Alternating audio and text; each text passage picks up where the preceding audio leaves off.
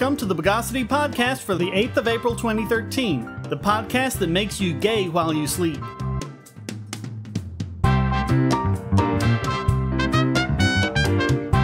This is your host, Shane Killian. Let's crib notes from the news of the bogus. Cheating is becoming a bigger and bigger problem in our schools. Of course, kids will be kids, and there will always be the temptation to cheat on a test. But sadly, that's not what I'm talking about. Nowadays, the cheating is being done by teachers and administrators. Award-winning District Superintendent Beverly L. Hall has been indicted by a grand jury for racketeering, theft, influencing witnesses, conspiracy, and making false statements. If convicted, she could face up to 45 years in prison. Why? Because it turns out that all that was the secret behind her award-winning performance as a school administrator.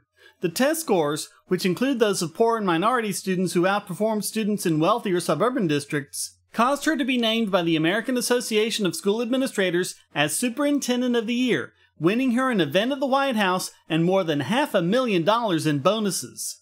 It turns out that Hall and 34 teachers, principals, and administrators conspired to cheat directly, allow cheating and cover it up, and retaliate against whistleblowers. Georgia State investigator Richard Hyde says he's never seen anything like it. His investigation, which included third-grade teacher and whistleblower Jackie Parks wearing a wire to secretly record conversations with fellow teachers and administrators, uncovered evidence of outright fraud, which included 7 teachers, Parks herself being one of them, going over students' tests, erasing wrong marks, and putting down the correct ones. But for a while, the teachers were simply too scared of Hall to come forward. Then the governor appointed 2 special prosecutors. They were stonewalled and blocked, literally in some cases, as teachers barred them from entering their classrooms, but eventually their perseverance paid off, and Parks became the first teacher to confess. Quote, "I wanted to repent. I wanted to clear my conscience. The cheating had been going on so long, we considered it part of our jobs." She said that she hadn't come forward earlier out of fear of losing her job. And even as these things started to come out, Governor Sonny Perdue found that he still had resistance. Quote, "There was extensive subtle pressure. They'd say, 'Do you really think there is anything there? We have to make sure we don't hurt the city.' Good friends broke with me over this. I was dumbfounded that the business community would not want the truth. These would be the next generation of employees, and companies would be looking at them and wondering why they had graduated and could not do simple skills. Business was insisting on accountability, but they didn't want real accountability." To his credit, Perdue's response was to make the information public, including the conversations recorded as part of the investigation. They tell a story of good teachers who care about kids, essentially being bullied by administrators, going all the way up to Hall, and much of it is heart-wrenching. Here's a bit of a conversation between testing coordinator Milagros Moner and Principal Clarietta Davis. Quote, "Moner, I can't eat. I can't sleep. My kids want to talk to me. I ignore them. I don't have the mental energy." Davis, "You wouldn't believe how people just look at you, people you know." Moner, "You feel isolated." Davis, "There's no one to talk to. See how red my eyes are? And I'm not a drinking woman." Moner, "It has taken over my life. I don't even want to go to work."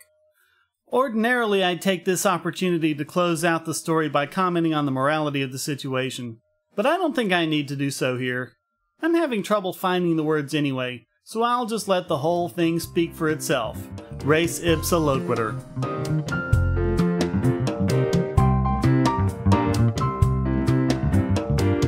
If clandestine cheating by an authority figure is bad, how much worse is open systemic cheating? That's what's happening in Florida now that the State Board of Education has set different standards for students in math and reading based solely on their race. For example, while 90% of Asian students and 88% of white students need to be reading at or above grade level, only 81% of Hispanics and 74% of blacks need to. Not only is this plan hideously racist, just what do they think it's going to achieve?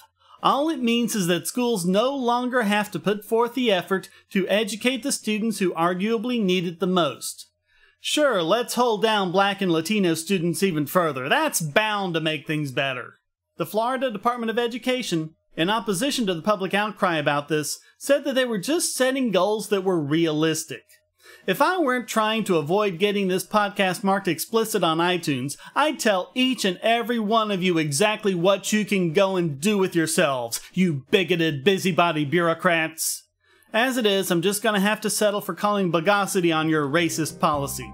But since this time there are a lot of other voices rising up with mine, I'm okay with that. Bogosity.tv and all of its services are hosted at GoDaddy.com. I've been a satisfied GoDaddy customer for over 10 years now. Their prices are great, and their 24/7 support is second to none, so I'm happy to be able to give you this special offer. Just sign up for any new domain, web hosting, email, or many other services and get 20% off by typing in the code WOWNOBOGON. That's WOWNOBOGON. Because there's nothing bogus about these savings on quality internet service. Get your own .com with a personalized email address, or establish your online business in a snap, all for 20% off. And if you buy before April 30th, 2013, you'll get a whopping 35% off your order, and you'll help this podcast too. Just go to GoDaddy.com and use the code WOWNOBOGON. This next story is really hard to categorize. It's about the stupid, knee-jerk reactions by school officials to anything that might even vaguely resemble a gun. It's about the gun grabbing that gun control advocates say never happens.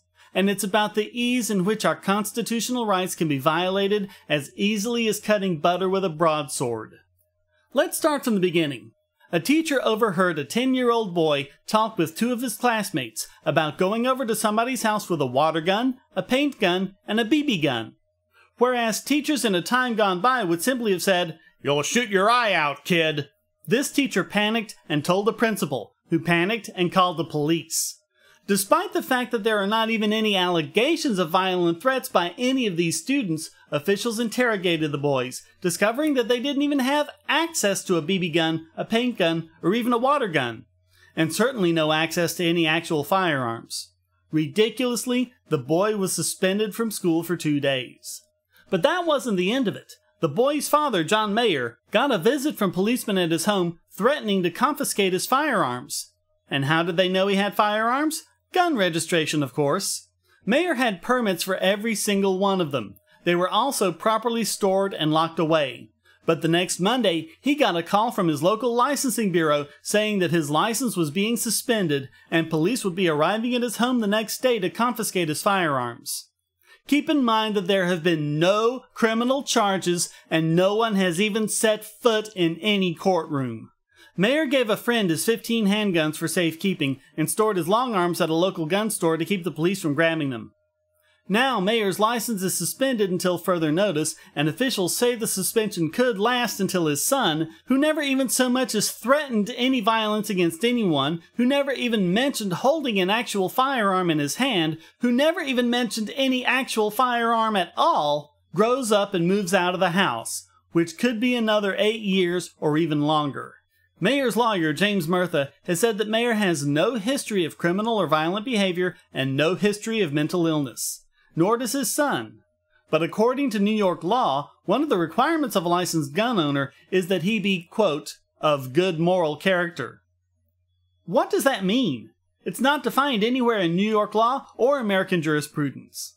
Murtha is understandably indignant. Quote, "We understand that in this day and age things can get perceived wrong, but we are talking about a child making silly comments. And now a man's constitutional rights have been dramatically violated.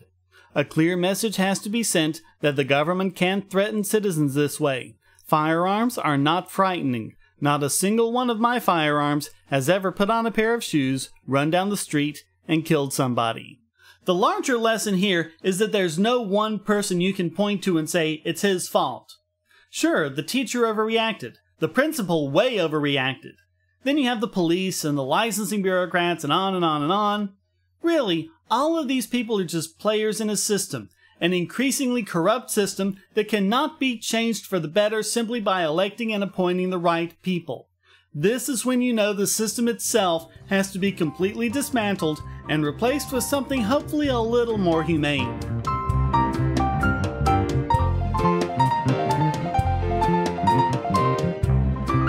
In these troubled economic times, isn't it a relief to know that the Federal Reserve is there, managing everything to make sure the economy is stimulated into recovery? Well, no, not really. Mostly because the Federal Reserve isn't doing that. In fact, it's doing yet more of what led to the problems to begin with. Case in point, Jeffrey Nelson, a school bus driver and constable in Jasper, Alabama. He's trying to stay afloat under a pile of medical bills, and he recently had a car that was repossessed. His credit report wasn't exactly a happy story.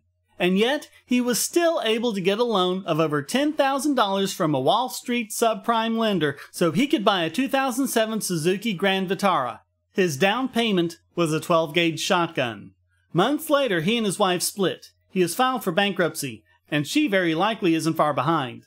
Nelson, who at the time of the loan was grateful someone was willing to take a chance on him, now sees it as a contributing factor in his financial downfall.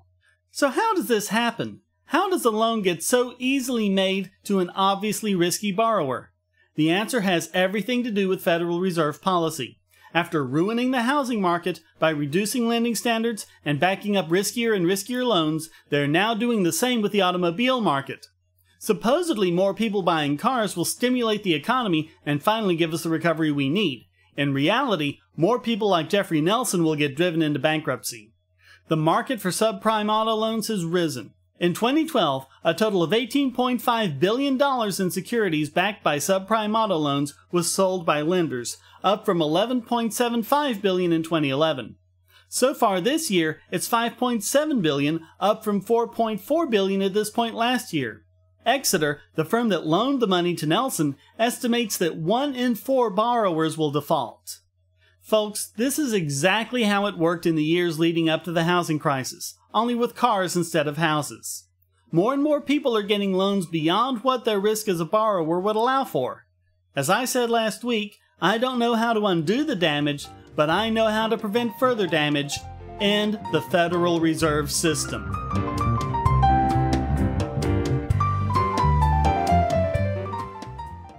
History is written by the winners, and so apparently is economics. That's why there's Liberty Classroom. Probably the best single learning resource for history and economics on the web, Liberty Classroom teaches U.S. history, Western Civ, and economics from actual university professors. There's lots of free material to get you started, including introductory lectures on all these subjects. And when you sign up, you'll get the full site's content for just $99 a year. You can watch or listen to the lectures whenever and wherever you want, even in your car. Learn at your own pace about the subjects you're interested in and become a more effective debater. You'll also get access to the professors via the discussion forum and even live video chats, all for the price of 2 cups of coffee a month. Use our special URL, libertyclassroom.bogosity.tv, and when you sign up, you'll be helping this podcast too. So bookmark libertyclassroom.bogosity.tv and use it when you sign up. Inform yourself against the myths and propaganda of our society. Visit libertyclassroom.bogosity.tv. And now it's time to inoculate ourselves against this week's biggest Bogon emitter. We've covered the anti-vaccination crowd here before. We've seen their distortion of science get more and more extreme, their honesty get more and more diminished, and their delusions get greater and greater. I think it just hit a critical mass. Italian scientist Gian Paolo Vanoli, a vocal proponent of so-called alternative medicine, is claiming that vaccines are responsible for homosexuality. According to the Huffington Post's translator, Vanoli said, quote, "The vaccine is introduced into the child then grows and tries to find its own personality, and if this is inhibited by mercury or other substances present in the vaccine which enter the brain, the child becomes gay." Wow. So vaccines affect developing minds and result in homosexuality. Gee, I guess Pyotr Tchaikovsky and George Bernard Shaw shouldn't have had all those vaccines then. Quote, "The problem will especially be present in the next generations, because when gays have children, the children will carry along with them the DNA of their parents' illness." Wait, what? How does this guy think genetics works? He just said that it's the developing brain being affected by chemicals. That does not change DNA. If homosexuality is genetic, then vaccines do not cause it. If homosexuality is caused by vaccines, and it isn't, then those changes are not genetic and do not get passed on. Now Vanoli shows his true colors. Quote, Because homosexuality is a disease, even though the WHO has decided that it's not. Who cares? The reality is that it is so. Oh, but he's not a homophobe. After all, it's not their fault. It's just like someone who, quote, suffers from cancer or a heart attack. But we have to say that it's an illness, something that does not respect the order of life. Unbelievable. Back to his anti-vax nonsense. Quote, one of the main causes is represented by vaccines, which go against life, disturbing our mind and our spirit. No, vaccines work by provoking an immune response against a disease, the same response as if you'd got the disease yourself, without the inconvenience of actually getting the disease. That's kind of the whole point. This is just more New Age nature-philic touchy-feely Bogosity.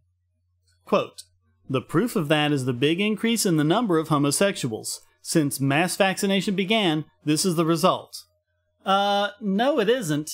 There's no data whatsoever to show that there are any more homosexuals today than there have been throughout human history. The only difference is that today, more of them are visible because they have to worry less and less about bogus oppressions from bigots like Vanoli. So we don't have any more homosexuals today. But you know what we have less of? Polio, smallpox, measles, rubella, varicella, mumps, and many other easily preventable diseases. In fact, the only places where you see a surge of these diseases are places where there just aren't enough people vaccinated against them. And you know what? If getting rid of those diseases really did result in more gay people, I'd be okay with that. It's better than children dying. Quote, each vaccination produces homosexuality. Really? Each vaccination? I was vaccinated, so... Uh-oh! I must be gay! Man, I'm gonna hate breaking that news to my girlfriend. Quote, because it prevents the formation of one's personality. It is a microform of autism, if you will. Wow, homosexuality is a microform of autism? For the record, there is no link whatsoever between homosexuality and autism, and autistics are no more likely than anyone else to be homosexual. Quote, you will see how many gays there will be in the next generation. It will be a disaster. I don't think so. I think we'd be fine with more gay people around. And I think we'd be even better off with fewer homophobic bigots like you, Vanoli. We'd also be better off with much fewer anti-vaxxers. But when you're dealing with an anti-vaxxer and a homophobe, you get more than double the Bogosity. It's like Bogosity squared. That's why no one else can touch Gian Paolo Vanoli as this week's biggest Bogon emitter.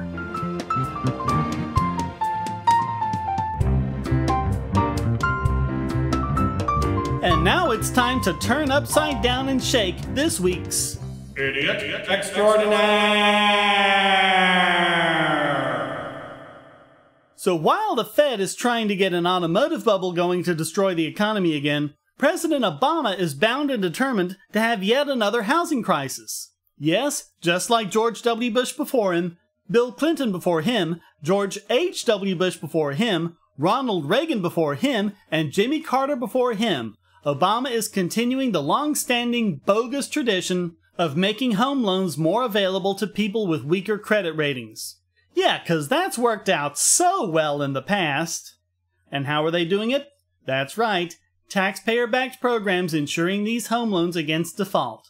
So once again, the banks are going to be free to make risky loans, and you and I are going to have to bail them out when they fail, as they inevitably will. Also, housing officials want the Justice Department to assure the banks that they will not face legal or financial consequences if these risky borrowers default.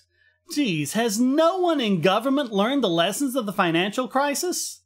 All of this at a time when the Federal Reserve is pumping $40 billion a month into the economy by buying mortgage-based securities. Is Obama trying to destroy the economy? Does he want another bust? Does he want to keep people in a down economy with high unemployment forever? If he set out to do this deliberately, he could not possibly do a better job. There just is no doubt about it anymore. Obama is a moron. And so is anyone who continues to support him after this. There really is no competition for this one. Barack Obama is by far this week's Idiot Extraordinaire!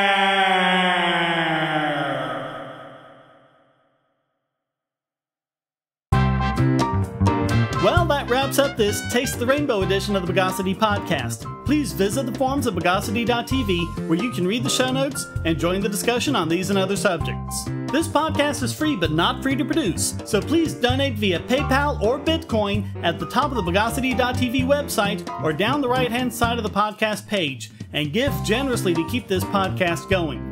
And if you'd like to contribute to the podcast, just send a question, statement, news article, or rant to podcast@bogosity.tv. Put it in an audio file, and if it's good enough, it'll get played right in the podcast.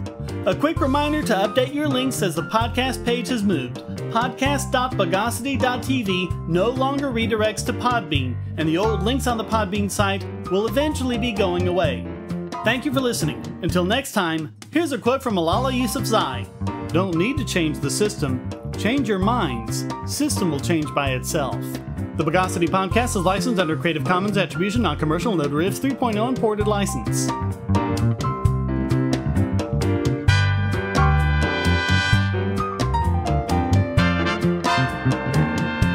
Bogosity.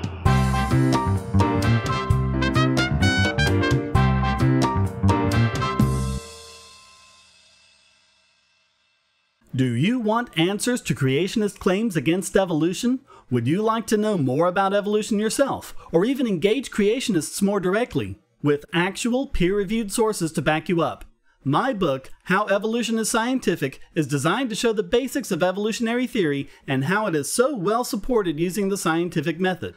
It's impeccably sourced, with references to the actual scientific material, and is arranged using the creationists' own criteria of what is scientific. Using their own arguments against them, see how evolution is scientific, but creationism is not, based on observations, accurate predictions, logic, and evidence. Get answers to common creationist claims, and even a primer on abiogenesis, the start of all life.